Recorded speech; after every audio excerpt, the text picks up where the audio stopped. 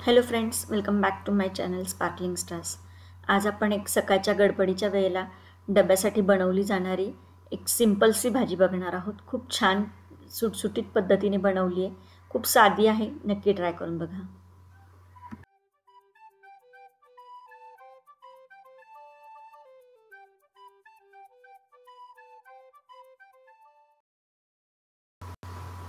साध्या पद्धतीने बनवली जाणारी भेंडीची भाजी आज मी दाखवते तुम्हाला। मी गोल भेंडी चिरून घेतलेली आहे, व्हिडिओत दाखवल्याप्रमाणे। एक कढई गरम करायला ठेवली आहे, त्याच्यात 1 ते 1.5 चमचा तेल घालायचे आणि तेल छान गरम होऊ द्यायचे। तेल गरम झाल्यानंतर याच्यात मोहरी घालायची आणि ती छान फुटली की मग जिरं घालायचे।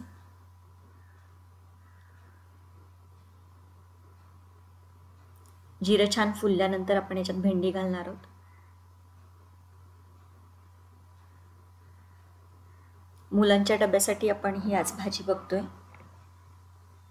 खूप छान सोप्या पद्धतीने केलेली भाजी आहे, कुठलीही पूर्वतयारी न करता तुम्ही ही भाजी बनवू शकता आणि तितकी छान लागते आणि अगदी सोप्या पद्धतीने केलेली आहे, कुठलेही जास्त मसाले न घालता केलेली आहे।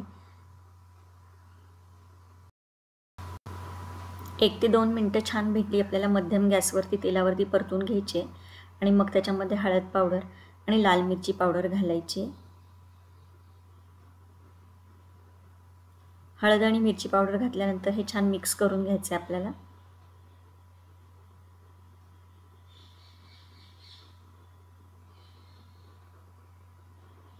दोन्ही छान मिक्स झाल्यानंतर आणि थोडीशी आणखीन भेंडी परतल्यानंतर आपण याच्यामध्ये मीठ घालणार आहोत।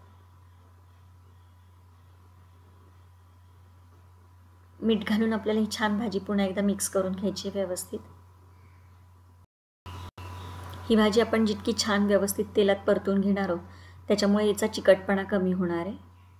मीठ व्यवस्थित मिक्स झाल्यानंतर आता याच्यावरती झाकण ठेवायचे आणि 1 ते 2 मिनिटं वाफ काढायची। 2 मिनिटांनंतर झाकण काढून पुन्हा एकदा आपल्याला ही छान मिक्स करून घ्यायची भाजी।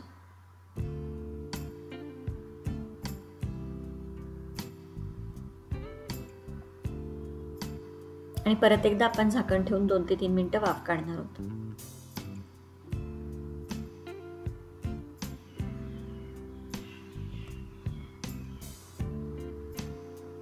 एक 5 मिनिटं वाफ दिल्यानंतर आपली भेंडी छान शिजलेली आहे। छान मिक्स करून घ्यायची आणि याच्यात आता शेंगदाण्याचं कूट घालायचंय।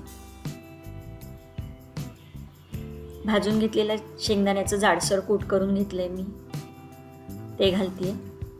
शेंगदाण्याचं कूट तुम्ही आधीच करून ठेवलं तर ही भाजी फक्त 10 ते 15 मिनिटात, अगदी भेंडी चिरण्यापासून ते डब्यात भरण्यापर्यंत 10 ते 15 मिनिटं वेळ लागतो फक्त। सकाळी घाईच्या वेळेला खूप छान भाजी आहे ही, नक्की ट्राय करून बघा। शेंगदाण्याचं कूट घालून छान मिक्स करून घ्यायचंय आणि आता याच्यानंतर झाकण ठेवायचं नाहीये, 1 ते 2 मिनिटं परतून घ्यायची अशीच आपल्याला ही।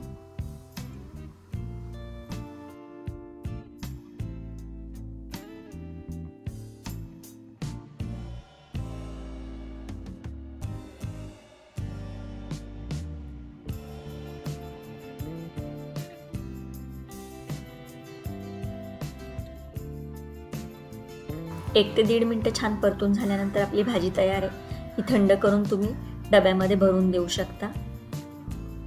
तुम्हाला जर माझे व्हिडिओज आवडत असतील तर व्हिडिओला लाईक, शेअर, कमेंट करा, चॅनलला सबस्क्राईब करा।